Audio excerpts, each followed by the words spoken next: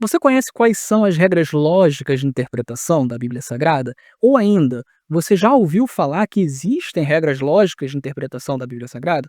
Pois é, eu tô aqui hoje para falar sobre essas regras. Meu nome é Davi Caldas, você está no Intelectus Podcast, seu podcast de teologia, assuntos afins, e esse é o episódio número 124. Antes de continuar o episódio, eu gostaria de deixar um recado rápido com o ouvinte e o espectador. Você pode ajudar financeiramente este podcast de várias maneiras. Uma delas é fazendo um pix para a chave davicaldasb, este B é de Bezerra, @gmail.com. Tem várias pessoas que têm ajudado dessa forma. Uma outra maneira é se tornando um doador recorrente desse podcast. Como é que você faz isso? Você clica aqui na descrição desse episódio, vai clicar no link do Mercado Pago e ali você pode colocar o valor que você quer doar mensalmente. Outras duas formas de você ajudar, elas são futuras, tá? A primeira é, você pode comprar os meus livros, eu vou voltar a publicar os meus livros de maneira impressa, então você pode ajudar o podcast comprando esses materiais, e você pode também comprar camisas, canecas, que são coisas que eu ainda não vendo, mas eu pretendo começar a fazer materiais do Intelectus Podcast, e aí se você achar interessante, se você gosta do conteúdo do canal, talvez seja interessante você ter uma camisa, alguma coisa do tipo, e isso vai ajudar grandemente a sobrevivência deste canal. Dito isso, vamos continuar o episódio.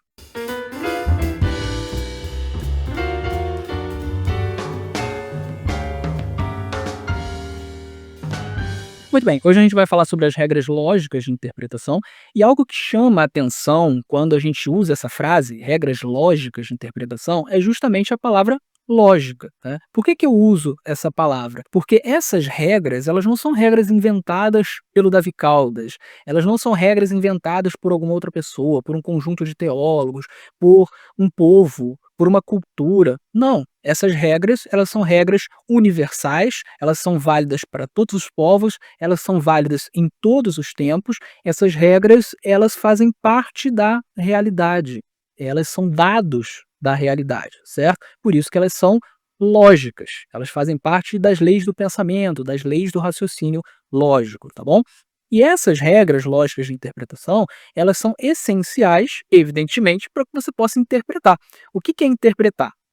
Interpretar é o ato de você extrair o sentido de um texto ou de uma fala, por exemplo, né? Então, se alguém fala uma coisa verbalmente, ou se alguém escreve, você precisa entender o que essa pessoa está falando, você precisa extrair o sentido, né? Interpretar é exatamente isso. Então, quando a gente vai ler qualquer texto, por exemplo, ou qualquer livro, nós precisamos conhecer as regras lógicas de interpretação para que a gente possa extrair o sentido daquele texto e entender o que o autor queria dizer, ou pelo menos, se for um texto muito difícil, chegar a uma interpretação que seja mais plausível, que seja mais provável, que não seja uma interpretação ilógica, por exemplo, tá? Então, às vezes a gente não consegue ter certeza de uma interpretação, mas a gente pode chegar a algumas interpretações plausíveis e possíveis. Então, o objetivo desse episódio é justamente mostrar quais são essas regras lógicas de interpretação e aplicá-las à Bíblia Sagrada, porque assim como essas regras servem para qualquer livro, elas servem para a Bíblia Sagrada, são as mesmas regras, ok? Existe aí alguma diferença de ênfase, mas são as mesmas regras lógicas. É isso que a gente vai aprender no episódio de hoje. Esse conteúdo é um conteúdo que você vai encontrar em vários autores, desde sempre, né? Inclusive no cristianismo, né? Me vem à mente agora, por exemplo, um livro do Agostinho de Hipona, que é do quarto século, quinto século, falando sobre regras de interpretação da Bíblia Sagrada. Então, não é algo que eu inventei, não é algo revolucionário, não vou falar aqui nada de absolutamente novo. Mas o modo como eu estruturei, o modo como eu sistematizei, talvez você só encontre aqui, né? Foi o modo como eu resolvi sistematizar a coisa, certo? É o que fica fácil para mim, é o que facilita para outras pessoas, inclusive, né? Então, talvez nesse sentido que eu vou colocar aqui seja novo, tá bom? Então, dito isso, vamos começar aqui a falar das regras lógicas de interpretação. No meu sistema, eu divido em 7 regras, tá? Essas 7 regras, elas são 7 análises de contextos. Então, existem 7 tipos de contextos diferentes, e aí você tem que analisar cada um desses contextos.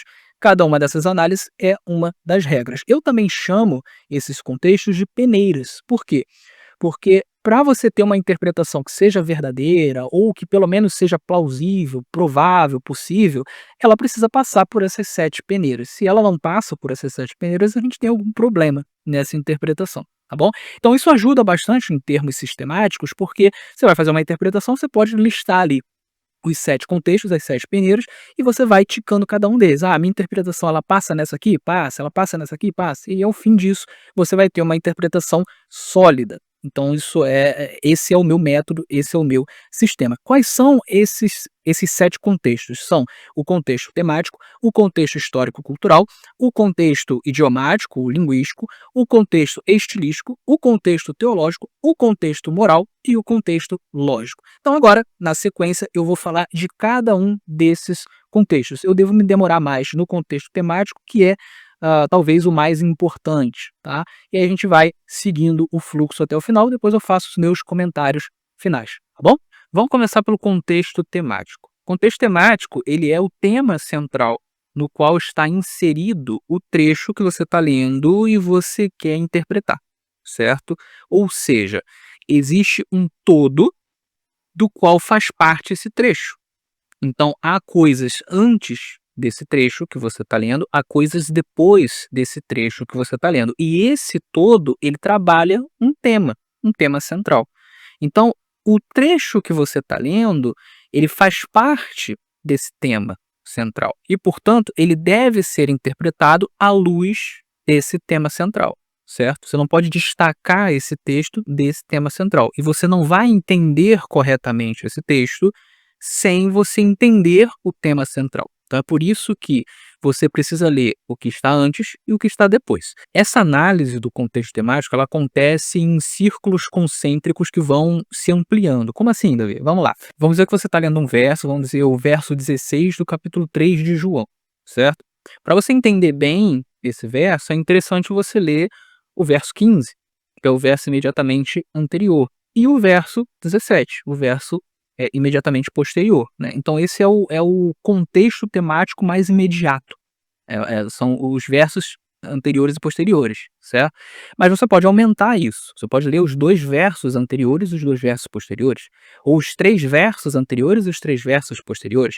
Você pode aumentar ainda mais e ler todo o capítulo 3, que é o mais correto, que você vai entender toda a temática central do capítulo 3. Certo? Mas você pode ainda ampliar mais e você lê o capítulo anterior ao 3, que é o 2, e o capítulo posterior ao 3, que é o 4. Muitas vezes você lê o capítulo imediatamente anterior e posterior ao trecho que você está lendo te ajuda bastante a interpretar aquele trecho. Às vezes, por exemplo, você tem alguns capítulos que eles estão dentro de uma seção específica trabalhada pelo autor, onde o autor ele vai trabalhando determinados argumentos. A gente precisa lembrar, inclusive, que os capítulos e os versículos na Bíblia Sagrada, eles não estão no original. Eles foram colocados ali muito posteriormente para facilitação da leitura, certo?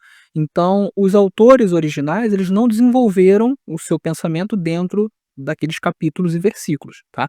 Quem colocou posteriormente tentou delimitar mais ou menos de acordo com o pensamento do autor, onde começa e onde termina cada raciocínio. Mas é óbvio que se você faz isso a posteriori, não necessariamente você faz isso da maneira mais precisa possível, porque você não é o autor do texto. Então você não sabe exatamente, o autor ele colocaria um capítulo aqui, terminaria aqui, começaria aqui, ele colocaria um versículo aqui e terminaria aqui. A gente não sabe, certo? Então a gente precisa entender que às vezes você tem vários capítulos que formam uma seção e que na cabeça do autor original aquilo tudo tinha uma unidade, certo? Então é por isso que é importante a gente ampliar esse escopo da análise do contexto temático, certo? E aí você vai ampliando, os versículos imediatamente posteriores e anteriores, os capítulos imediatamente posteriores e anteriores. E aí você expande tanto até você chegar, por exemplo, à temática geral do livro, né? Qual é a temática geral do livro, certo? Embora você tenha várias temáticas dentro dos livros e das epístolas, você sempre consegue enxergar uma temática geral, um assunto geral que está sendo trabalhado, certo? E você consegue ampliar um pouco mais isso quando você pega livros que foram escritos pelos mesmos autores na Bíblia Sagrada. Então, por exemplo, a gente vai analisar as cartas de Paulo, né? Então, você pode ampliar o contexto pegando a temática central de Paulo nas cartas como um todo. Isso ajuda, às vezes, a entender um trecho específico de uma carta específica, né. Então você não só analisa, o capítulo inteiro, os capítulos imediatamente posteriores e anteriores, mas também a carta inteira e as outras cartas no geral, o corpus paulino, certo? Isso também está dentro da análise do contexto, mas aí é uma análise mais ampla, tá? E ainda dentro dessa análise do contexto temático, você também pode trabalhar a intertextualidade de um autor com outros autores dentro da Bíblia, certo? Então você vai trabalhar, por exemplo, uma temática que é comum entre os dois autores. Você pode trabalhar o contexto temático bíblico como um todo, em relação a determinado assunto, né? E você ainda pode trabalhar a intertextualidade daquele trecho com a teologia em torno da Bíblia na época daquele autor, certo? E aí você já vai trabalhar então a relação da Bíblia com outros textos fora da Bíblia. Isso também ajuda na hora de interpretar. Óbvio, a gente precisa interpretar a Bíblia à luz da Bíblia Sagrada. Mas se você começa a analisar outros textos da época, às vezes você entende como que o autor bíblico conversava com esses textos, certo? Isso também ajuda na hora da análise do contexto temático. E bom, quais são as perguntas centrais para você fazer essa análise do contexto temático? Bom, as perguntas são: o que que vem antes? O que que vem depois? Qual é o assunto central tratado? Há vários assuntos tratados aqui próximo? Esses assuntos eles se interrelacionam como? Então essas são algumas perguntas para você entender o que está sendo dito no trecho. Qual é o problema de quando você não faz essa análise direito? Essa análise do contexto temático. Você vai ter aquele problema do texto tirado do contexto, certo? Por que que isso distorce aquilo que foi dito muitas vezes? Porque veja, às vezes um argumento ele foi dado e para você entender o argumento direito, você tem que ler o argumento todo. Então se você pega um trecho apenas, você não entende o argumento direito. Às vezes você vai entender que o autor está falando outra coisa. Esse é um ponto, certo?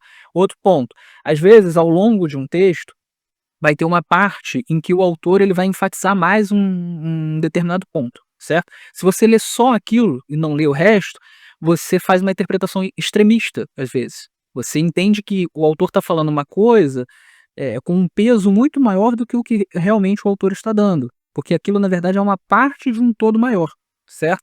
E aí você está pegando só a parte mais forte. Ou você pega uma parte que é mais fraca. E aí a ênfase que o autor está dando ali, ela fica menor porque você está lendo só a parte mais fraca, você não está lendo o texto todo, né? Ou às vezes o autor ele está dando um argumento que não é o dele, ele está citando um argumento de uma outra pessoa, certo? Mas aí se você só cortar aquela parte, você entende que o autor está defendendo aquilo, na verdade ele não está. Então tem várias formas de você distorcer o que o autor está falando, se você não levar em conta todo o contexto temático, ok? Então é muito importante você fazer isso. E agora eu gostaria de colocar aqui alguns exemplos de aplicação dessa análise do contexto temático referentes a questões caras aos adventistas, né? Então vamos lá, por exemplo, quando você vai ali no texto de Hebreus capítulo 7, né, que você tem lá aquela frase lá que quando muda o sacerdócio, necessariamente muda-se a lei. Eu respondi sobre isso recentemente a um vídeo do Iago Martins, né?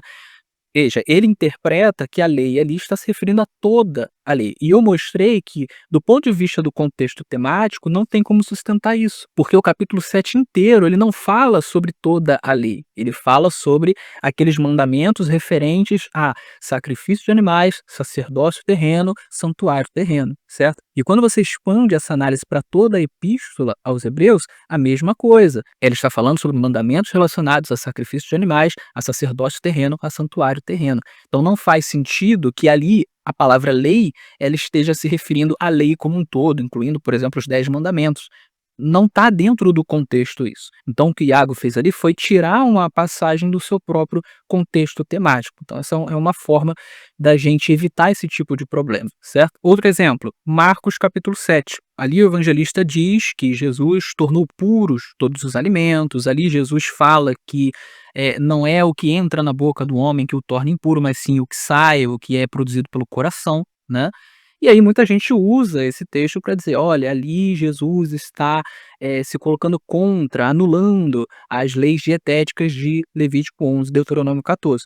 O problema é que o contexto temático não fala sobre Levítico 11 e Deuteronômio 14. O contexto temático está falando sobre aquele ritual, aquela tradição dos anciões, de que antes de você comer qualquer coisa, e no caso ali era pão, né, você tinha que lavar as mãos e lavar as mãos de uma maneira específica, relacionada a rituais mesmo, porque senão você poderia tornar impuro ritualisticamente o seu alimento, e ao comer esse alimento você estaria impuro também.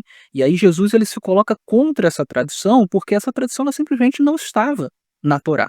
E aí ele vai dizer inclusive que os, fariseus, os mestres, os rabinos, eles seguiam tradições que eram de homens, ao mesmo tempo em que eles transgrediam a lei de Deus. Ele inclusive dá um exemplo sobre isso, né. Então veja, o texto não está falando sobre Levítico 11, Deuteronômio 14, ele está falando sobre coisas que as pessoas comiam sem lavarem as mãos da maneira como os fariseus diziam que tinha que lavar, certo? Esse é o ponto. E aí é isso que Jesus está dizendo que não tornava impuro o homem. Esse é o contexto temático. E tanto é esse o contexto que em Mateus 15, que conta a mesma história, o autor, o evangelista, ele vai dizer que o que torna impuro não é você comer sem lavar as mãos, né? No caso ali, ele estava falando de uma questão ritual, né? Obviamente, higienicamente falando, você tem que lavar as mãos antes de comer, né? Mas ritualisticamente falando, não fazia sentido o que os fariseus estavam falando para Jesus. Esse é o contexto temático. O que eu estou falando aqui não é uma opinião minha, é um fato. O contexto temático de Marcos 7 não é Levítico 11 e Deuteronômio 14. Ele não está falando sobre a dieta da Torá. Ponto. Isso é um fato. Não tem como discordar aqui, certo? Então, quem interpreta que esse texto está falando sobre todos os alimentos, está tirando um texto do contexto. Isso é um fato. Ok? É por isso que é interessante você conhecer as regras lógicas de interpretação, porque existem coisas que são objetivas, não é uma questão de opinião, como essa que eu estou falando agora, tá? Você pode crer que essas distinções entre carnes, elas não existem mais na Nova Aliança? Você pode crer, mas o que você não pode fazer é pegar esse texto aqui e dizer que esse texto está falando sobre isso. Não tá. Coisa semelhante, por exemplo, acontece em Atos 10. Mais uma vez em relação a essa questão de, carnes puras e impuras, né, que é aquele sonho que Pedro tem, onde você tem os animais puros e impuros misturados, e aí no sonho Deus fala: "Mata e come", aliás, o sonho ele fala que uma voz disse isso, né: "Mata e come", e aí ele diz: "Não, não, não". Enfim, aí muitos usam esse sonho que Pedro teve para dizer que olha, ali, né, caiu essa distinção entre carnes puras e impuras. Só que mais uma vez, não é o que o contexto temático diz. Quando você lê tudo, você percebe que aquele sonho era uma parábola para ensinar que o evangelho deveria ser levado aos gentios e que não se deveria considerar os gentios como impuros, certo? Isso está claríssimo no texto. O texto não está falando sobre carnes puras e impuras. Aquilo era uma parábola. O ensino da parábola era sobre os gentios, certo? O próprio Pedro reconhece isso, o texto explica isso.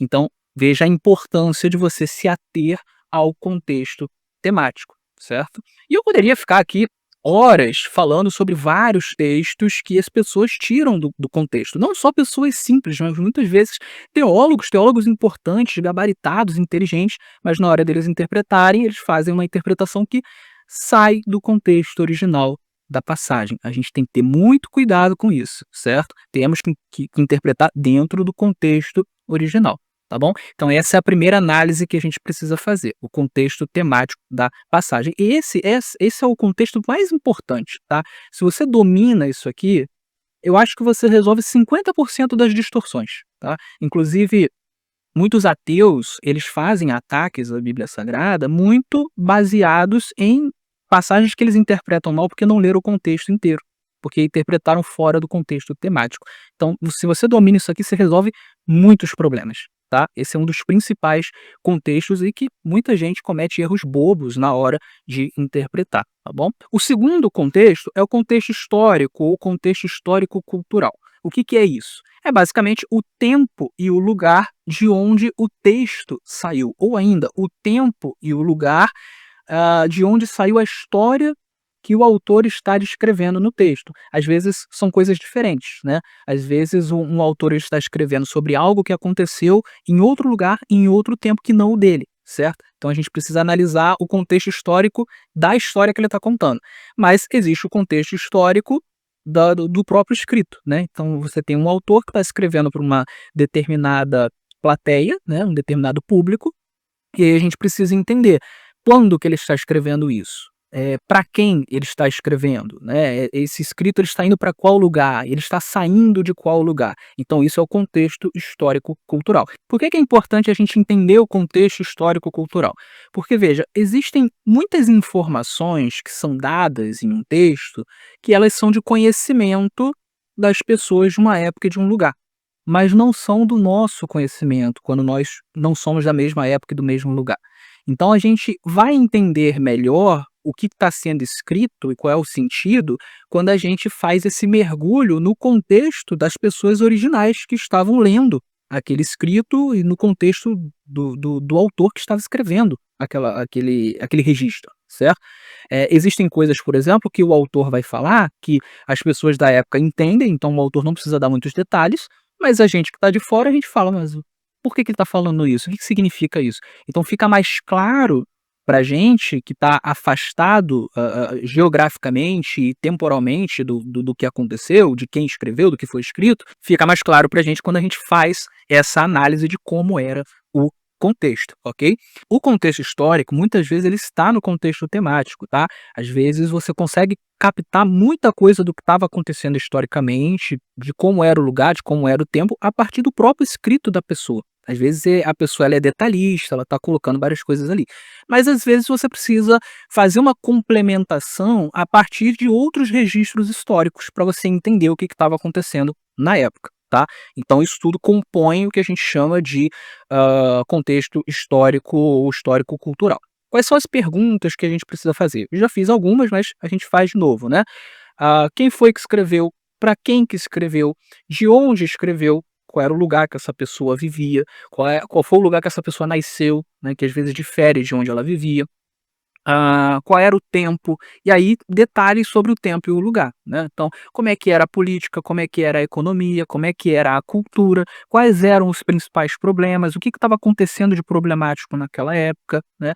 Eh, o que levou o autor a escrever o que escreveu, né, o que que ele estava tentando resolver de problemática, ou o que que ele estava tentando inspirar ou instigar no seu público, né. Enfim, tudo que tem a ver com o que estava acontecendo politicamente, economicamente, culturalmente, religiosamente, é importante a gente saber para a gente entender melhor, o que que o autor quis dizer, certo? Isso nos ajuda inclusive em relação a algumas expressões, algumas frases, enfim, né, dá para você entender muito do que está escrito em um determinado texto se você entende melhor, as circunstâncias históricas nos quais aquele texto foi escrito ou das quais aquele texto está se referindo. E eu vou dar um exemplo aqui sobre isso, poderia dar vários também, mas eu vou dar um exemplo que é interessante também relacionado a questões caras ao adventismo, né. Por exemplo, muitas pessoas, elas cometem o que a gente chama de anacronismo, ou seja, a gente pega o que a gente vive hoje, a nossa mentalidade de hoje, o modo como a gente age hoje, os nossos sentimentos, enfim, o modo como a gente entende as coisas, e a gente transfere isso para o passado para interpretar o passado. Isso está errado, porque as pessoas do passado entendiam as coisas dentro do seu contexto histórico e não dentro do nosso contexto histórico. Então isso se chama anacronismo, certo? E fazendo uso desse anacronismo, por exemplo, muitas pessoas enxergam a relação dos primeiros cristãos com o sábado como se fosse uma relação parecida com o que muitos cristãos têm hoje, ou seja, muitos cristãos hoje olham para o sábado e falam: "Não, o sábado é um peso, né, o sábado é um fardo", certo? Mas não era essa a visão, necessariamente, que os primeiros cristãos tinham sobre o sábado. E aí quando você vai analisar os dados históricos que a gente tem, muitos desses estão no próprio livro de Atos, a gente percebe que, de fato, a relação dos primeiros cristãos com o sábado não poderia ser essa que a gente pensa. Porque, historicamente falando, você tinha um outro contexto. Vamos falar sobre esse contexto? Os cristãos das primeiras décadas de cristianismo, das primeiras décadas de história, eles eram todos ou judeus que acreditavam em Jesus como Messias, ou gentios que frequentavam sinagogas, né? Porque você tinha sinagogas espalhadas por várias cidades gentílicas, onde você tinha vários gentios que frequentavam a sinagoga juntamente com os judeus. Eles frequentavam, portanto, eles iam às sinagogas aos sábados, eles deixavam de trabalhar para poder ir aos sábados, eles ouviam a palavra, eles ouviam a Torá, os profetas, eles congregavam com os judeus. Ou seja, esses gentios, por mais que eles não fossem circuncidados, a maioria deles, alguns acabavam se circuncidando, mas por mais que a maioria não fosse, a fé deles era judaica. Eles guardavam o sábado, eles faziam as coisas que os judeus faziam, a maioria, né, das coisas que os judeus faziam. Então, quando essas pessoas recebem o evangelho nas sinagogas e aceitam a Jesus como Messias, elas não se enxergam numa nova religião. Elas não rompem com a fé judaica que elas tinham, porque elas entendem que, veja, Jesus, ele apenas cumpre a expectativa que nós já tínhamos na fé judaica, que é a fé que a gente segue. E a expectativa de que o Messias viria. Jesus é o Messias, ele veio, ponto. Isso não afeta a minha ida à sinagoga, isso não afeta a guarda do sábado. Então, esses primeiros crentes, todos eles eram sabatistas, e isso era absolutamente normal para eles, não era um peso guardar o sábado. Talvez fosse um peso, por exemplo, você guardar um sábado farisaico, né, porque os fariseus colocavam muitas amarras no sábado, mas os apóstolos não guardavam o sábado farisaico, porque Jesus ensinou que não era assim que se guardava o sábado. Então, para esses primeiros crentes, guardar o sábado era uma coisa muito boa. Eles paravam o que estavam fazendo e eles tinham um dia por semana para descansar, para estar em comunhão, para falarem de Jesus, né? Então, não havia um conflito, não havia essa situação, nesse momento histórico, de você olhar para o sábado e falar: isso aqui é ruim, é um peso, é um fardo. Isso não existia. Historicamente falando, isso não faz sentido. Inclusive, cabe lembrar que essa coisa de você separar um dia fixo por semana para você descansar, para você ter essa comunhão, isso não era comum nas outras nações. Isso não existia nas outras nações. Isso era coisa de judeu, de israelita e de gentil que frequentava a sinagoga e entendia que isso era bom, que entendia que isso era proveitoso, certo? Então veja, num contexto como esse, onde ninguém tem esse dia fixo, onde todo mundo trabalha todos os dias, que era o comum, as pessoas elas só folgavam uma vez ou outra quando tinha algum festival religioso de suas religiões pagãs, né, ou quando não tinha trabalho, mas enquanto tivesse trabalho, se trabalhava todos os dias, esse era o normal. Tanto que os romanos achavam muito estranha essa prática dos judeus e, portanto, dos gentios que seguiam a fé judaica, de fixamente, todo sábado, não trabalhar. Eles achavam isso uma prática preguiçosa, inclusive. Ué, como assim eles não trabalham um dia? Por que eles deixam de trabalhar? Que coisa estranha, que coisa de preguiçoso, né?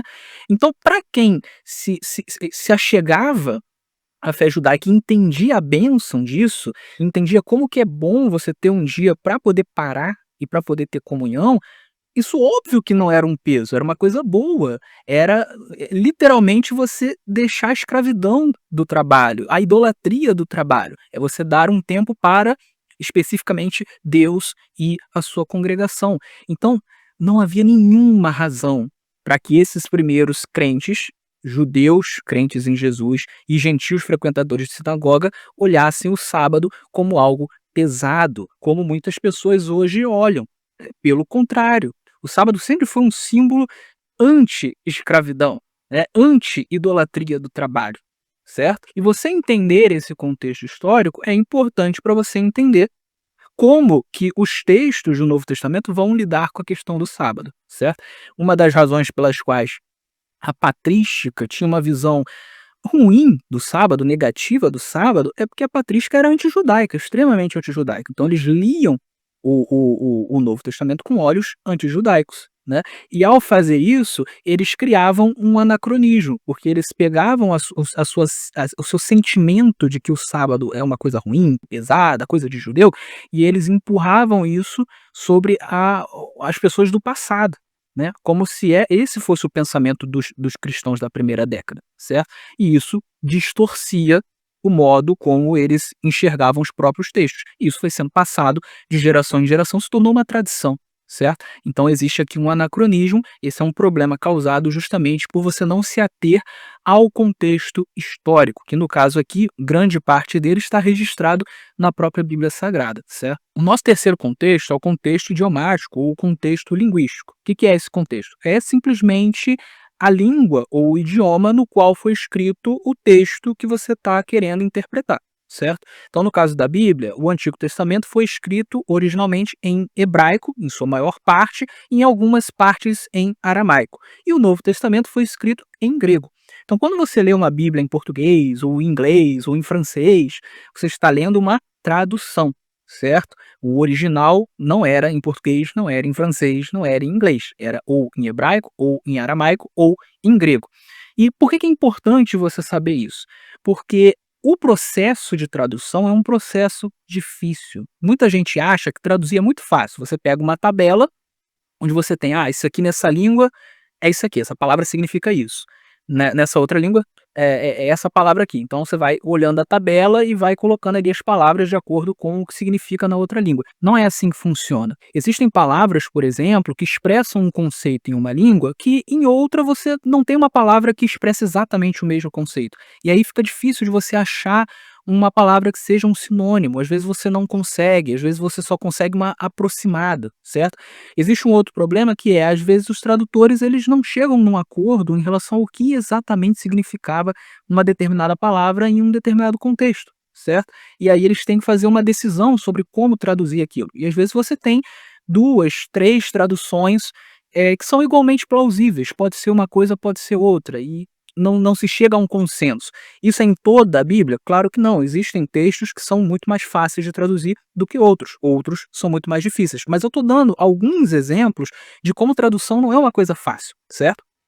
E isso não significa que, as traduções elas, muitas vezes são imprecisas, porque os tradutores eles estão distorcendo o texto bíblico propositalmente. Não, não é isso. Geralmente os tradutores eles dão o seu melhor.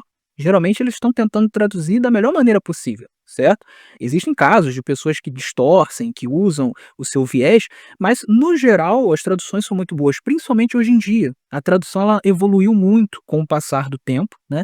E geralmente as Bíblias hoje em dia elas não são traduzidas mais por uma pessoa só, mas por uma comissão, uma equipe, né? O que ajuda a diminuir o viés. Então, às vezes você tem uma pessoa que tem um determinado viés e, portanto, ele vai traduzir de uma determinada maneira, às vezes até sem perceber, mas você tem outras que têm outros vieses diferentes. Então, elas têm como debater e fazer com que uma tradução ela não expresse um viés específico, mas ela tenha, ela seja mais técnica, né? Ela siga critérios mais técnicos, tá? Então as traduções, elas são, no geral, boas, mas o processo de traduzir é difícil, principalmente quando a gente está falando de línguas que são muito antigas, né, que o texto foi escrito muito distante de nós, tanto no tempo quanto no espaço, tá?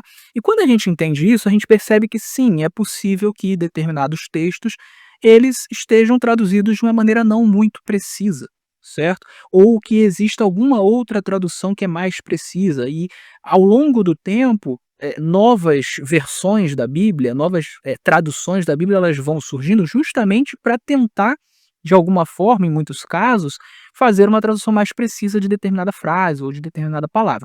Então você conhecer, um pouco do original, te ajuda, em alguns momentos, a entender melhor o que foi que o autor quis dizer naquele texto, certo? E não só isso, conhecer um pouco da língua original te ajuda a entender, por exemplo, quando o autor ele está usando às vezes uma expressão daquele idioma que era comum naquele tempo e naquele lugar, né? Por exemplo, nós em português usamos a expressão cara de pau para se referir a uma pessoa que ela é inconveniente, né? Uma pessoa que ela não tem vergonha, né, de fazer determinadas coisas, certo? Cara de pau.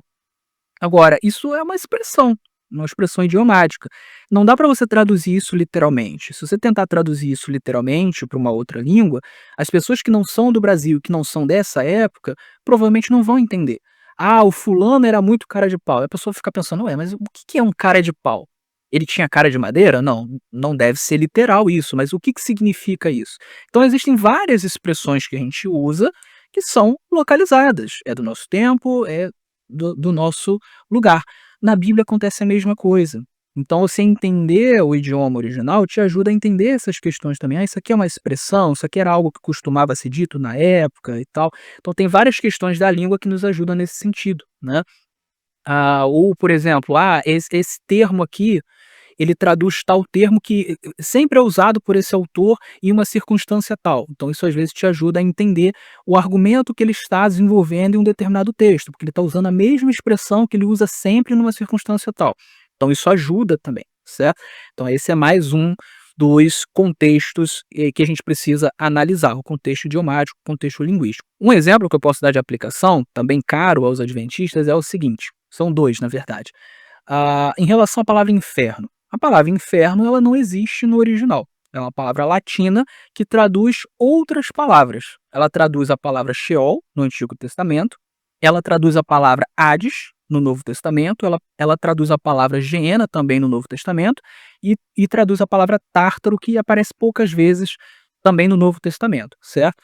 Mas a palavra inferno mesmo não existe. Você conhecer essas palavras ajuda um pouquinho a entender a mentalidade dos autores. Então veja, Sheol não significava um lugar de fogo onde as pessoas ficavam sendo atormentadas. Não, Sheol significa literalmente cova, sepulcro, sepultura, ou num sentido mais amplo, abismo, certo? Então quando você falava, o morto foi para o Sheol, não é o morto foi para o inferno, é o morto foi para a sepultura, ponto, tem a ver com morte, certo? Hades, no Novo Testamento, embora seja uma palavra grega, e o Hades grego, né, na mitologia grega, era um lugar onde você tinha lá o deus Hades, né, que era o deus da morte, e as pessoas iam para lá e tal, era o mundo dos mortos, embora essa seja a mentalidade grega, a palavra Hades ela foi usada na Septuaginta, que é a primeira tradução que existiu do Antigo Testamento do hebraico para o grego, ela foi usada para traduzir Sheol. E aí se levanta a questão: será que os autores do Novo Testamento usaram Hades no sentido grego, no sentido mitológico grego de mundo dos mortos, ou será que eles usaram Hades apenas no sentido de Sheol? Porque Hades traduzia Sheol. Essa é uma pergunta válida, né? E ajuda bastante a gente entender o que os autores estão dizendo quando falam sobre o inferno, né? Os adventistas acreditam que, no geral, quando eles usavam Hades, eles estavam se referindo ao Sheol, né? Talvez a única exceção seja a parábola de Lucas 16, né, que é do rico e do Lázaro, onde ali você tem ali um uso de Hades que não é exatamente o Sheol hebraico, né? É um conceito mais grego. E aí eu posso falar dessa parábola na análise do próximo contexto, né, que a gente vai falar sobre estilo, certo? Então, isso é importante, né? Porque, veja, você saber que essas palavras não significavam inferno eterno, onde as pessoas são atormentadas eternamente, é interessante para você interpretar o texto, né? Os adventistas, eles não acreditam que existe esse tormento eterno, eles acreditam no aniquilacionismo. Então essa é uma informação que pode nos levar à conclusão de que o aniquilacionismo está correto, né? Ou vamos pegar a palavra Geena, ela também não significava inferno eterno. Geena era o vale dos filhos de Inom, também chamado de vale de Ge-Inom, né, que acabou se tornando, né, por uma corruptela, Geena, certo? Esse vale ele existia em Jerusalém, foi um vale usado uma região chamada Tofete, né, foi usado por reis idólatras de Israel para queimar os seus próprios filhos, né? E aí outras pessoas de Israel também faziam isso, né, queimar a Moloque, que era um deus pagão, certo? E aí por isso esse lugar se tornou amaldiçoado por Deus, e você tem Deus falando em Jeremias, em outros textos proféticos que Tofete seria transformado num lugar de morticínio dos ímpios. Os ímpios seriam mortos ali, eles seriam um lugar de condenação dos ímpios. Nenhum desses textos fala sobre o inferno eterno. Ele está falando sobre um lugar de punição, de julgamento final dos ímpios, certo? Então, quando Jesus retoma isso, ao falar de Geena, ele não está falando de um inferno eterno. Ele está falando de um lugar de punição dos ímpios, certo? E óbvio, eu não tenho tempo para falar de uma maneira detalhada sobre todas essas questões, eu apenas estou dando um exemplo de como você entender o original te ajuda também a interpretar, né? Então pensa aí com seus botões, talvez os adventistas estejam certos, talvez não exista um inferno eterno, né? A gente é levado muitas vezes a pensar assim, porque se traduziu como inferno e a gente já tem a ideia de que inferno é um lugar de tormento eterno, mas as palavras originais, elas não falam sobre isso, né? Existe um espaço para discussão, tá percebendo? Quer ver uma outra questão referente também à questão de inferno eterno? As palavras para eterno, para séculos dos séculos, né, para sempre, né, são as palavras aion e seus derivados, no grego, e olam.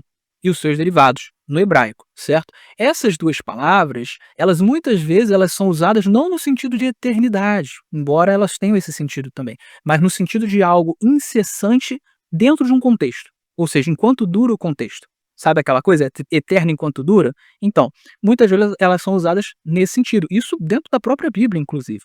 Então, essas palavras, elas podem muitas vezes estar sendo usadas na questão do fogo, o fogo eterno, o fogo incessante, né? Pegar a questão da fumaça que sobra para sempre, elas podem estar sendo usadas num sentido de contexto, ou seja, enquanto tem o que queimar, a fumaça é incessante, nada para essa fumaça. Enquanto tem o que queimar, nada para esse fogo, certo? Mas depois que acaba esse contexto, acaba o fogo, acaba a fumaça, certo? É possível isso. Inclusive, no português também você tem palavras que são usadas nesse sentido. A palavra sempre, ela nem sempre é usada no sentido de eterno, né? Se eu digo assim: "Eles foram felizes para sempre", ou "Ele sempre chega atrasado", ou "Ela sempre foi assim", eu estou usando sempre no sentido de algo que aconteceu, incessantemente dentro de um contexto, e não algo eterno, né. Ele sempre chega atrasado desde que eu o conheço, ele incessantemente tem chegado atrasado nos lugares, até aqui. Isso não significa eterno. Se esse fulano tem, 30 anos, então esse sempre não é mais que 30 anos, obviamente. Tá percebendo? Então essa é uma discussão linguística, e é uma discussão válida, tá? Quando eu mostro isso aqui, eu não estou dizendo que necessariamente, então, os adventistas estão certos. Não, eu estou dizendo que existe uma discussão a ser feita, certo? É preciso fazer uma análise do contexto, para que então a gente possa concluir quem é que está certo e quem é que está errado. Há o que ser discutido. E é por isso que eu não gosto dessa coisa do tipo assim: "Ah, você interpreta isso aí, você é um idiota, você é um tolo, isso aqui é absurdo". Não, gente, tem discussão. Vamos fazer a discussão, né. Depois que discutir, a gente conclui qualquer coisa, certo? Mas existe uma discussão, e é por isso que a gente precisa ser humilde, certo? Às vezes, a gente pode não ter analisado as coisas profundamente e a gente está errado. Isso pode acontecer comigo, pode acontecer com você, então a gente precisa sempre ter essa humildade, e a humildade deve levar ao quê? À tolerância. Ou seja, eu posso discordar de você, mas principalmente se você é um cristão, eu preciso te tratar como um irmão, né.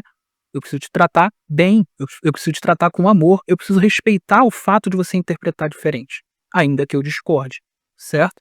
Discordar não significa ser desrespeitoso, ser odioso, etc e tal. Isso vale para adventistas, para não adventistas, para qualquer pessoa, tá? Então aqui está a questão da análise idiomática ou análise linguística. O quarto contexto é o contexto estilístico, tá?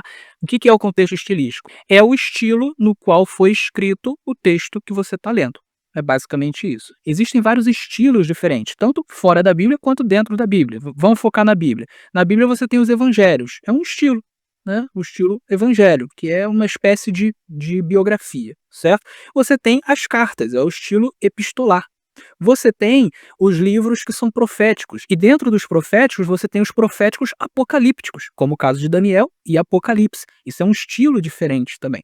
Então há vários estilos. Você tem os livros que são mais históricos, estilo crônica, né? Como os livros de crônicas, os livros de Samuel, os livros de reis, né? Eles têm esse estilo de contar uma história, de contar uma crônica, certo? E por aí vai. Os salmos, aí já é mais o estilo canção barra poesia, né, é um estilo. Aí você tem o estilo sapiencial, como Provérbios, Eclesiastes, né. Entender o estilo no qual foi escrito um texto é importante, porque você não interpreta todos os textos de cada estilo da mesma maneira. Existem, formas diferentes de interpretar. Por exemplo, você não vai interpretar um texto como Apocalipse 13, que fala da besta que tem não sei quantos chifres e não sei o quê, de maneira literal. Ah, então realmente vai ter uma besta, um monstrão que vai. Não, o texto ele é cheio de símbolos, ele é cheio de metáforas. Então, não é assim que você interpreta. Da mesma forma, você não vai pegar um texto que é literal, que foi escrito para ser literal, um texto mais crônica, por exemplo, e começar a criar um monte de metáfora ali. Não, não é assim que funciona, certo? Além disso, você tem também dentro dessa análise estilística, ah, estilos dentro de livros, certo? E a gente também precisa entender isso. Então, por exemplo, às vezes dentro de um livro você vai ter uma parábola. Os evangelhos, eles têm uma pegada biográfica, certo? o que tende a ser mais literal. Mas eles têm Jesus contando parábolas. As parábolas, elas não devem ser entendidas como literais. E existem regras para você interpretar parábolas. Você não pode, por exemplo, pegar a parábola e você pegar cada elemento da parábola e tentar achar um significado para cada elemento da parábola. Não necessariamente a parábola tem um significado para cada elemento.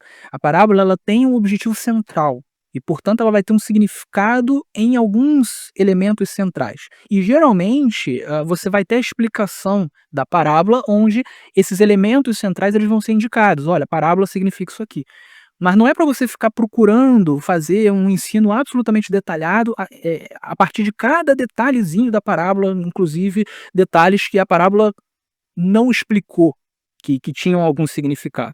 Essa é uma regra, por exemplo. Então é importante você entender o que é uma parábola, o que você pode fazer ou não com uma parábola, para que ela serve, certo? Você tem, por exemplo, o conhecimento das figuras de linguagem. Isso também está dentro do estilo, né?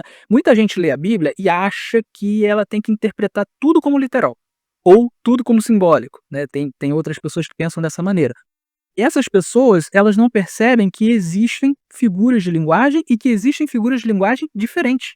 Então, existe metáfora, às vezes um autor está usando uma metáfora, existe a hipérbole, que é o exagero, às vezes um autor está usando o exagero, às vezes determinados exageros, determinadas hipérboles faziam parte daquele idioma, daquela cultura naquela época, certo? Por exemplo, muitos textos de guerra que tem no Antigo Testamento, eles estão escritos dentro de um estilo próprio daquela época e daquele lugar no Oriente, no Antigo Oriente próprio, que era um estilo hiperbólico, onde você criava um exagero naquilo que você estava descrevendo. Às vezes incluindo nesse exagero alguns elementos pequenos que, na verdade, nem faziam parte da realidade, mas que todo mundo sabia que não fazia, porque fazia parte do exagero, ou seja, o autor não estava querendo mentir, ele só estava usando um estilo onde ele exagerava, por exemplo, uma vitória sobre um determinado povo. Quer ver um exemplo? Nós dizimamos o povo tal. Isso era um exagero.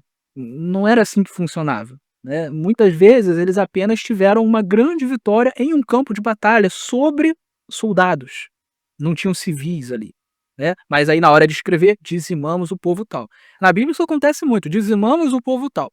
Aí passa 2, 3 capítulos, aí tá lá o povo tal de novo lutando contra eles. Ué, mas não foi dizimado? Então é importante a gente entender essa questão do estilo.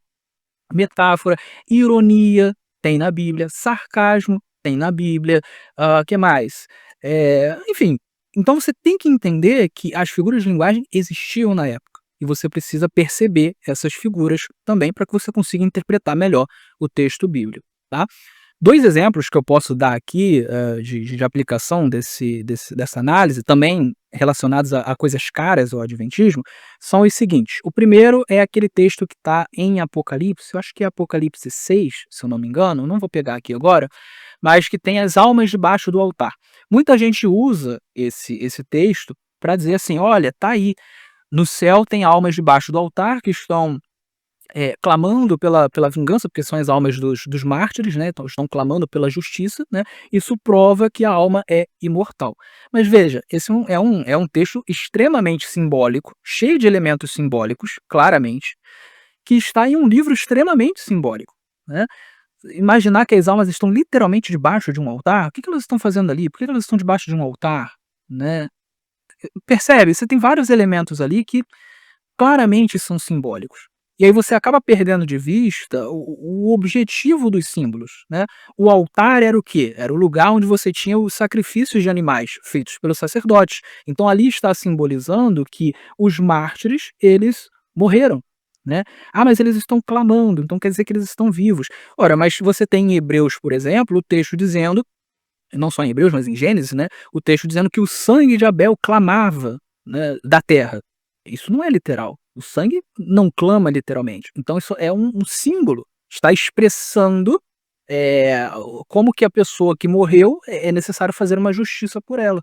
Mas o texto ele não está ensinando a imortalidade da alma. É uma imagem. Você pode construir uma doutrina a partir de uma imagem como essa, entendeu? Porque obviamente não é o objetivo do texto falar dessa questão de uma maneira literal.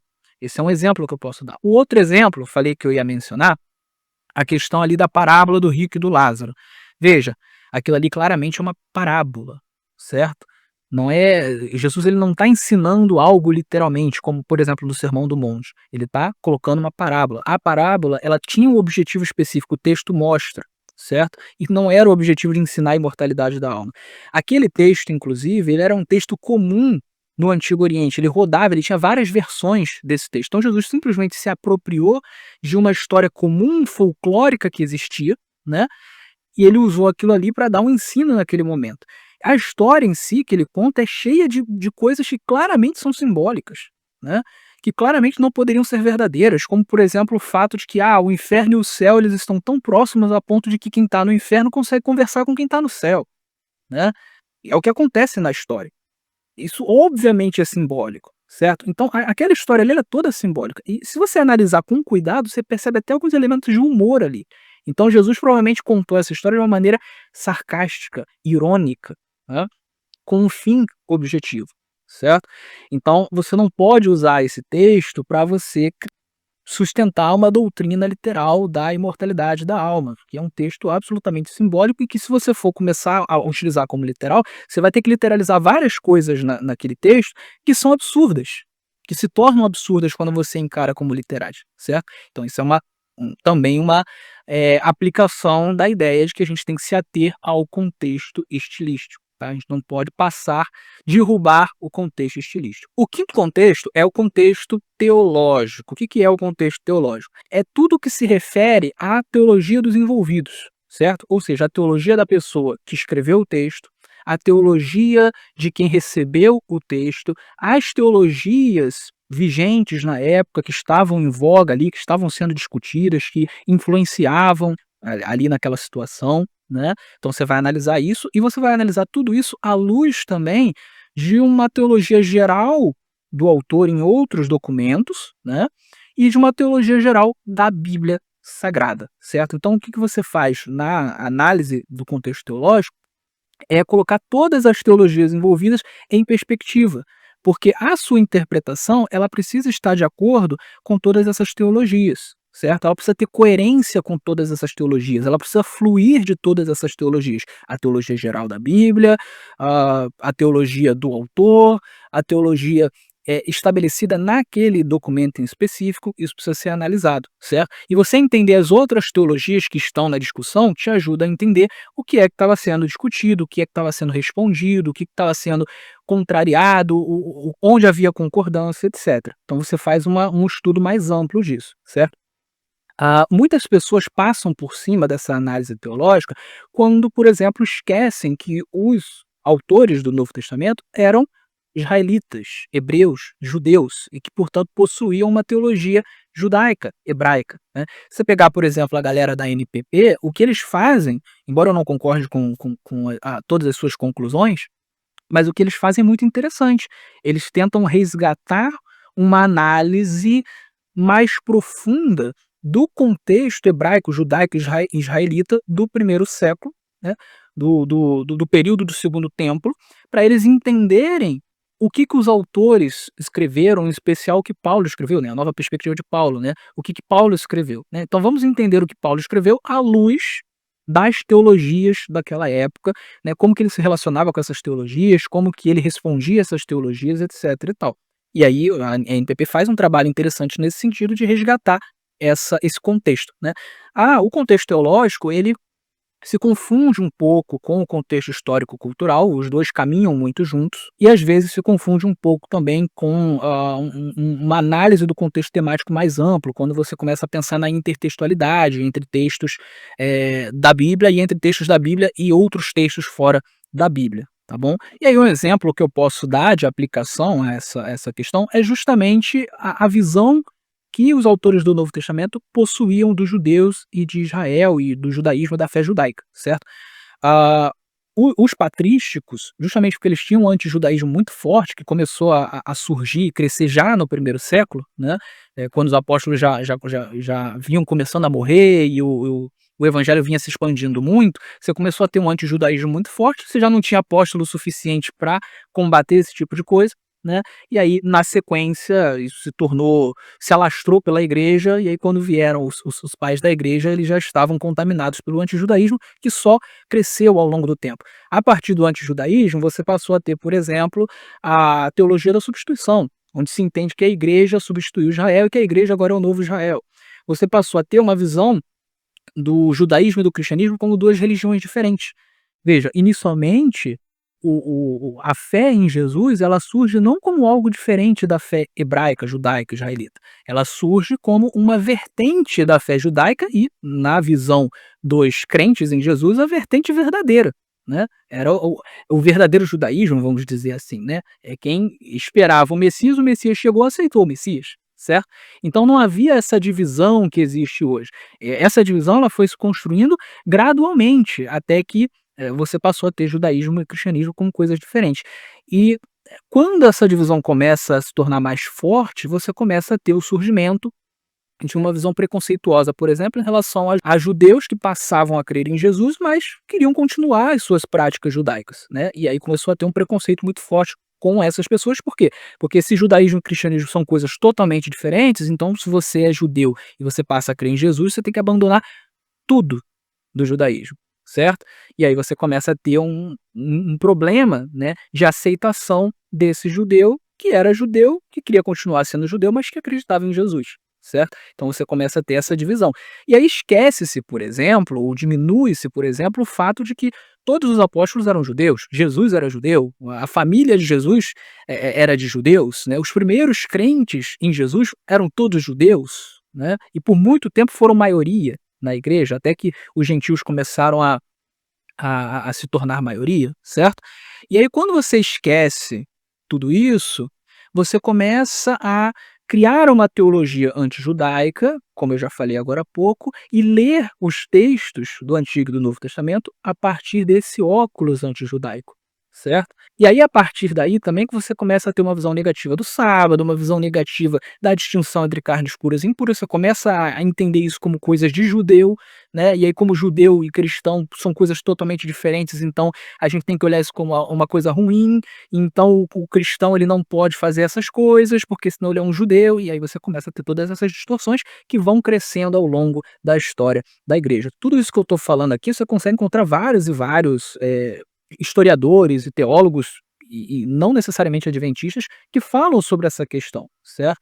Como o James Dunn, como o N.T. Wright, como, por exemplo, o F. Sanders, como, por exemplo, o Justo Gonzalez, né? Todas essas pessoas falam sobre isso. Ou, por exemplo, os judeus mesmo, como o David Flusser, o Gesa Vermes, ou o Daniel Boyarin, todos eles falam sobre essa questão, sobre como foi gradual essa divisão entre cristianismo e judaísmo, e como a partir de algum momento você passou a ter um antijudaísmo muito forte, e isso foi transformando o modo como a patrística interpretava os textos do Antigo e do Novo Testamento, tá? Então você encontra tudo isso, o que eu estou falando aqui não é uma coisa de adventista, não é uma coisa do Davi Caldas, você encontra farta literatura falando sobre esse antijudaísmo, toda essa coisa que eu estou colocando aqui. Então, esse é o tipo de problema que você não teria se você tivesse uma análise mais acurada do contexto ou dos contextos teológicos, né? Se você colocasse todas as teologias em discussão ali em perspectiva, né? Você não faria, por exemplo, uma leitura antijudaica do Novo Testamento. Tem vários textos no Novo Testamento que eles são mal interpretados por conta dessa leitura antijudaica, certo? Inclusive essa leitura antijudaica, ela faz com que outros erros sejam cometidos na análise de outros contextos, né? Então, justamente por você ter uma visão antijudaica, muitas vezes você vai interpretar fora do contexto temático, interpretar fora do contexto histórico, então ela acaba levando a esses outros erros de análise de contexto, certo? Então, aí está a importância de você considerar o contexto teológico quando você está também fazendo a sua interpretação. O sexto contexto é o contexto moral, tá? O que é o contexto moral? É basicamente o seguinte: você vai analisar se a interpretação que você está fazendo do texto bíblico ela é condizente com o que a Bíblia como um todo diz em relação à moral, em relação ao caráter de Deus, em relação ao que é justo, o que é bom, segundo a Bíblia Sagrada, tá? Dentro do contexto moral, pode-se usar também um pouco do nosso próprio conceito de moral derivado da lei natural, certo? A própria Bíblia vai dizer que existe uma lei natural, ali em Romanos 1 e 2, que está no coração do homem, que está, de certa forma, disseminado na cultura. Então, por mais que exista os efeitos da queda e que o homem tenha se tornado corrompido, ainda assim se mantém um certo entendimento de justo e injusto, bem e mal, certo e errado, certo? E quando a gente tem esse entendimento, essa consciência natural calibrada pela palavra de Deus, que é o nosso guia máximo, a gente pode também, se guiar um pouco por isso, certo? Mas sem, claro, sair da Bíblia Sagrada. A Bíblia Sagrada é a nossa revelação, então o nosso entendimento de moral precisa derivar ali da Bíblia Sagrada dentro dessas discussões teológicas, tá bom? Então, dentro de tudo isso, você precisa analisar essa interpretação que eu estou fazendo, ela faz sentido, né? Ela faz jus à justiça de Deus, ao caráter de Deus, segundo o que a Bíblia me mostra, certo? Existem interpretações que não, que você vai fazer e olha, mas se você interpretar dessa maneira, então Deus é mau, então Deus é injusto. Ou seja, essa interpretação está errada, porque a Bíblia ensina que Deus é justo, Deus é bom, etc. Aqui é onde caem muitos ateus também. O ateu, muitas vezes, ele vai fazer uma interpretação de um texto que está errada, e uma das razões pelas quais está errada é justamente porque se você interpreta daquele jeito, então Deus é mau. Só que a Bíblia ensina que Deus é bom, certo? E obviamente, nunca é só esse problema, né. Se você for perceber os outros contextos, você vai perceber que a pessoa ela tirou alguma coisa de contexto, seja o histórico, seja o estilístico, seja o idiomático, seja o temático, etc, certo? Mas essa é uma das razões, então, ajuda bastante se você fizer essa análise mais geral do que é moral, do que é justo, certo? Uma aplicação que eu posso colocar aqui desse contexto, que também é cara aos adventistas, é a análise do inferno eterno. A gente tem várias razões pelas quais a gente não acredita no inferno eterno, mas uma delas é que, do ponto de vista do contexto moral, o inferno eterno ele não é compatível com o que a Bíblia revela a respeito do amor de Deus e até mesmo da justiça de Deus, certo? Então, não vou entrar aqui nessa discussão, é uma discussão longa também, mas eu estou dando um exemplo de como, ao analisar a coisa dentro desse contexto, a gente percebe que, olha, o inferno não é compatível. E aí, a gente analisando os outros contextos, a gente vê que o inferno também não é compatível com os outros contextos, certo? Por exemplo, eu vou voltar aqui no contexto temático. Só para dar um exemplo de como o inferno é uma coisa furada, em vários níveis. Quando você vai lá em Apocalipse, tem um texto, acho que em Apocalipse 14, e acho que em Apocalipse 19 também, que fala que a fumaça dos que seriam jogados no lago de fogo, ela subiria pelos séculos dos séculos. Esses textos, eles estão fazendo referência direta a um texto de Isaías capítulo 34, certo? Onde fala dessa questão da fumaça que sobe para sempre, do fogo que dura para sempre, né? Só que quando você lê o texto todo de Isaías 34, você percebe que ele é um texto totalmente metafórico. Para você ter ideia, se você for tentar ler esse texto de uma maneira literal, você cria uma série de problemas. Porque veja, o mesmo texto que fala que a fumaça do fogo vai subir para sempre, né, ele fala que as cidades vão ficar em ruínas, né, ali está falando do castigo de Edom, é um povo específico, as cidades vão ficar em ruínas, aí vai crescer mato nessas cidades, vai crescer mato nos palácios, aí esses palácios eles vão ficar desertos, porque está todo mundo morto, e aí vai entrar um monte de animal nesses palácios, e eles vão ser os moradores dessa cidade deserta que agora está cheia de mato. Como é que eu vou colocar tudo isso como literal? Né? Então tem um fogo que queima todo mundo eternamente, está todo mundo vivo, mas ao mesmo tempo está todo mundo morto, a cidade está deserta, o mato cresce, então esse mato ele não é queimado, né? E os palácios continuam de pé, só que eles estão sem ninguém, e aí agora os animais entram, então esses animais eles também estão ali no meio do fogo, mas eles não estão se queimando. Percebe que não faz sentido? É porque o contexto temático ele está falando sobre destruição. E ali você vai ter, além da questão do contexto temático, contexto estilístico. Você está tendo ali um monte de hipérbole, um monte de metáfora para falar sobre destruição. É uma linguagem de destruição, certo? E aí João usa esse texto para falar sobre o inferno, o lago de fogo. E a questão é, João não sabia disso? Será que ele tirou o texto do contexto? Ou será que ele não está utilizando o mesmo contexto? Será que ele não está utilizando uma linguagem de destruição? Então essas análises elas precisam ser feitas, né.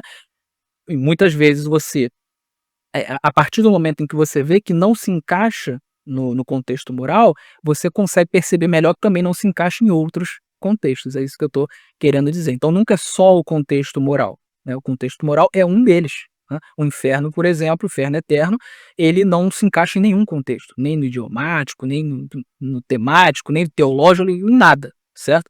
E é por isso que nós adventistas não acreditamos nisso, certo? Nós acreditamos no aniquilacionismo. Por fim, o sétimo contexto é o contexto lógico. O que é o contexto lógico? Ele é simplesmente a coerência de todos os sistemas que você criou, de todas as interpretações que você propôs, com o raciocínio lógico, certo? Com as leis da lógica. As leis da lógica, elas são universais, elas não foram criadas por ninguém, elas são dado da realidade, elas fazem parte da realidade. Elas são leis do pensamento, não dá para fugir da lógica. Quando a gente escreve, a gente usa lógica, quando a gente fala, a gente usa lógica, quando a gente faz conta, a gente usa lógica. O mundo é regido pelas leis da lógica, certo? Então a gente precisa sempre analisar se a interpretação que a gente propôs é uma interpretação que respeita o raciocínio lógico. E aí, uma das formas de você entender isso é: eu estou cometendo alguma falácia na minha interpretação, alguma falácia lógica? O que são as falácias? As falácias são raciocínios que eles são ilógicos, eles são contraditórios, eles não são válidos logicamente, eles são necessariamente falsos, tá? Então, se você for estudar lógica formal, que é uma disciplina que tem dentro da filosofia e que teólogos também aprendem, ela vai te mostrar uma lista de falácias que já são catalogadas, já são conhecidas. Existem acho que mais de 50 falácias catalogadas, né. São tipos de argumentos que eles são inválidos, você não pode utilizá-los, eles são falsos, certo? Então vou te dar um exemplo de uma falácia que é muito utilizada, inclusive muito utilizada aqui por pessoas que vêm, criticar o que eu falo, certo? Que é a falácia do apelo ao silêncio, certo? Como é que funciona essa falácia?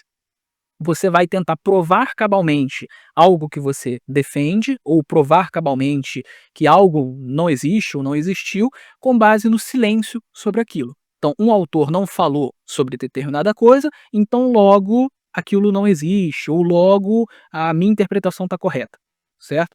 É basicamente isso. Por que isso é uma falácia? Por que você não consegue provar cabalmente algo a partir do silêncio? Porque o silêncio, ele não te dá um argumento específico. O silêncio, ele te dá várias possibilidades, certo? Então, por exemplo, vamos dizer que, eu sou um autor que escrevi vários livros. Em nenhum dos meus livros existe a palavra sorvete. Não tem como você concluir a partir disso que, então não existia sorvete na época que o Davi, escreveu, ou não existia sorvete no local onde o Davi escreveu. Portanto, ele não conhecia sorvete e por isso ele não falou sobre sorvete. Não dá para concluir isso. Pode ter uma série de outras razões pelas quais eu não usei a palavra sorvete. Talvez, em nenhuma das histórias que eu escrevi tivesse alguém comendo sorvete. Talvez eu fosse uma pessoa que não gostava do sorvete, por isso eu não falei sobre o sorvete. Talvez em nenhuma das histórias que eu escrevi, ou das coisas que eu escrevi, eu tivesse o objetivo de falar de sorvete. E etcétera. Você pode colocar uma série de questões. Inclusive, pode ser que eu tenha escrito alguma coisa sobre sorvete, mas se perdeu. Percebe? Então não dá para você provar cabalmente algo a partir do silêncio, isso é uma falácia. Mas tem muita gente que usa esse tipo de argumento para provar alguma coisa na Bíblia. Então, tem um silêncio sobre uma coisa aqui, então logo aquilo ali não existiu, ou logo, enfim, não dá para fazer isso. Você pode usar o silêncio não como prova cabal, você pode usar o silêncio como indício de alguma coisa. Ou seja, olha, o silêncio aqui ele parece indicar tal coisa, certo? Mas parecer indicar não é prova cabal, certo? Porque ele parece indicar, mas ele também pode indicar outras coisas. E aí, quando você vai fazer essa análise, você tem que tomar cuidado. O que eu estou tentando mostrar aqui? Eu estou tentando mostrar que esse silêncio aqui, ele prova cabalmente o meu ponto, ou eu estou tentando mostrar que ele indica tal coisa? Se eu estou tentando mostrar que ele indica tal coisa, por que ele indica? Existe uma expectativa de que tivesse que se falar disso em determinado contexto, aí não falou e, portanto, ele indica tal coisa? Ou existe a expectativa de que não se falasse de tal coisa nesse contexto e, portanto, isso indica. Percebe? Você precisa fazer uma análise mais complexa. Quer ver uma outra falácia? Falácia genética. É você tentar invalidar algo, dizer que algo é falso, ou que algo é ruim, ou que algo é imoral, a partir da sua origem. Isso também é uma falácia, não dá para você fazer isso. Um exemplo interessante na Bíblia. A origem dos instrumentos de corda, e acho que flauta também, é a partir de um ímpio, que era o Jubal. Isso está lá em Gênesis, acho que no capítulo 4, certo? Nem por isso a flauta e os instrumentos de corda eles são ruins, eles são imorais, certo? Então a origem ela não pode ser usada para você invalidar algo, para você tornar falso algo, né? Eu não sei quem exatamente criou a internet, né? Vamos dizer que tenha sido uma pessoa que era muito ruim e que criou com propósitos ruins, mas isso não significa que a internet seja ruim, seja imoral, entendeu? Então a gente não pode usar esse tipo de argumento. E existe uma série de falácias. É muito importante que a gente conheça as falácias que existem, para que a gente não cometa essas falácias quando a gente vai interpretar algum texto, quando a gente vai criar algum sistema, né? Nosso sistema ele precisa ser lógico, né? E também para a gente saber quando alguém faz isso. Para a gente perceber, ó, esse fulano está usando essa falácia aqui, portanto, esse argumento desse fulano é errado, essa interpretação é errada, esse sistema é errado, certo? Então é importante você conhecer de lógica. A lógica ela também vai nos ensinar algumas leis universais, como por exemplo, você não pode defender coisas que sejam autocontraditórias. Por exemplo, você não pode defender que uma pessoa é casada e solteira ao mesmo tempo no mesmo sentido. Isso é contraditório. Você não pode defender um quadrado triângulo, né? Ou um círculo quadrado.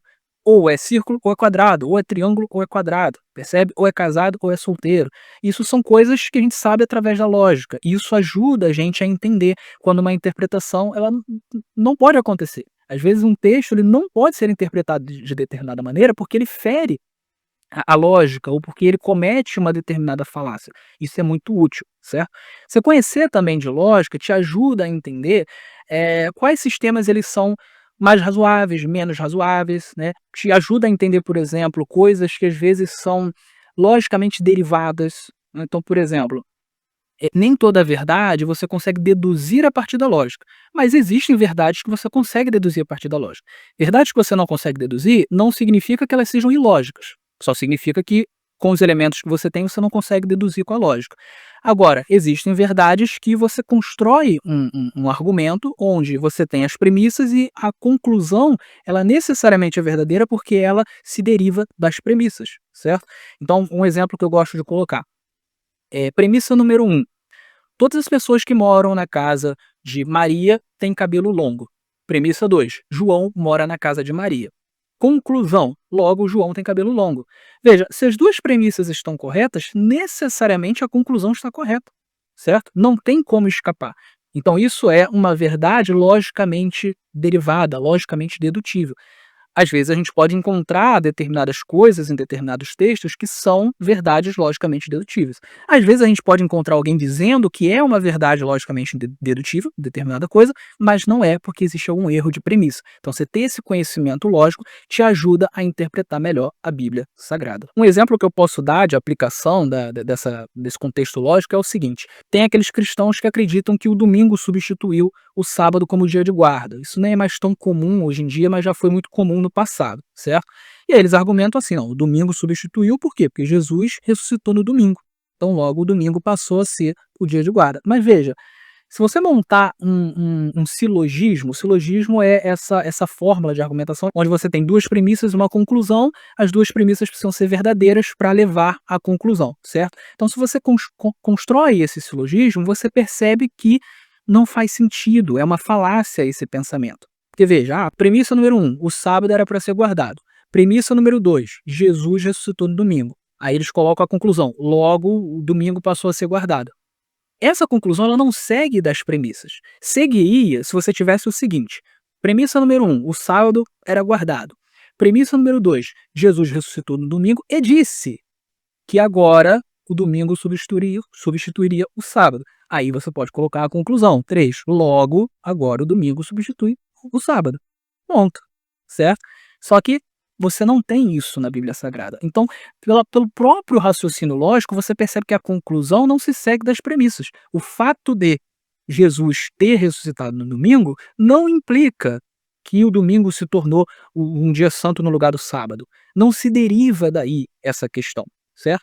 E tem uma série de outras passagens que muitas vezes você tem um pensamento ali que é construído que logicamente não se sustenta, que se você for colocar em silogismo, você percebe que as conclusões elas não se seguem das premissas, ok?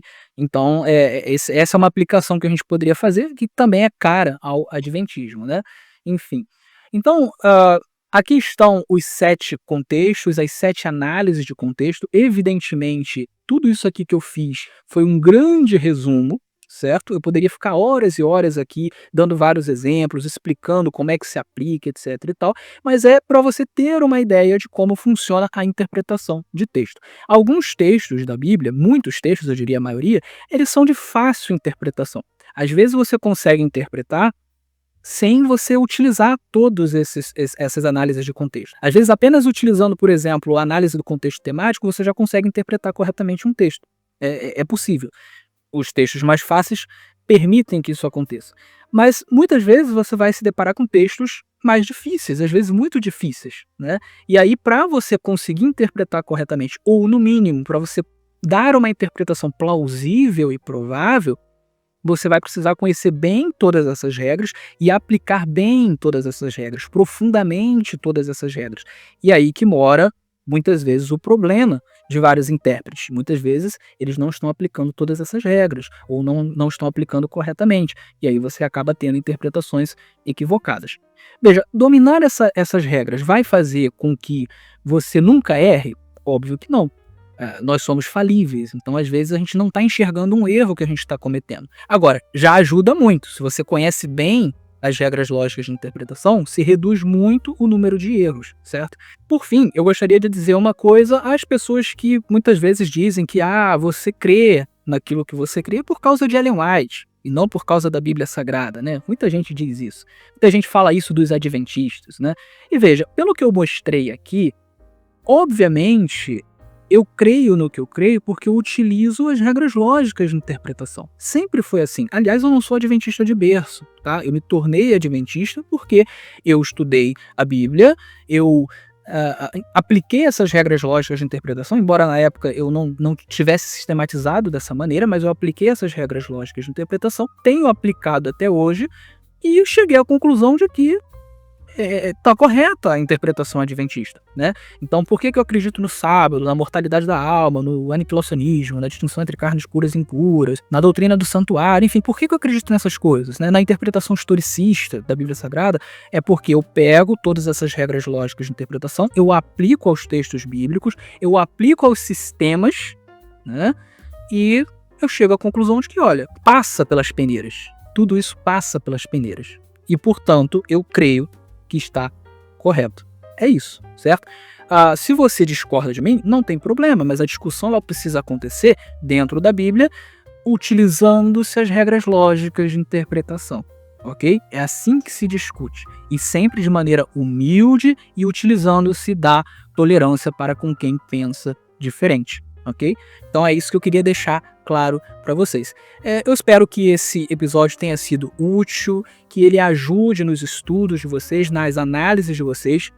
Vocês podem discordar, por exemplo, das aplicações que eu fiz, mas as regras você não tem como discordar delas, porque as regras elas são universais. Então, estude essas regras, compre livros que falem sobre as regras lógicas de interpretação, domine as regras lógicas de interpretação e procure concluir tudo o que você estuda na Bíblia Sagrada a partir dessas regras lógicas de interpretação. Muito bem, eu vou ficando por aqui. Espero que o ouvinte, o espectador tenham apreciado este episódio. Fiquem com Deus e até o nosso próximo encontro.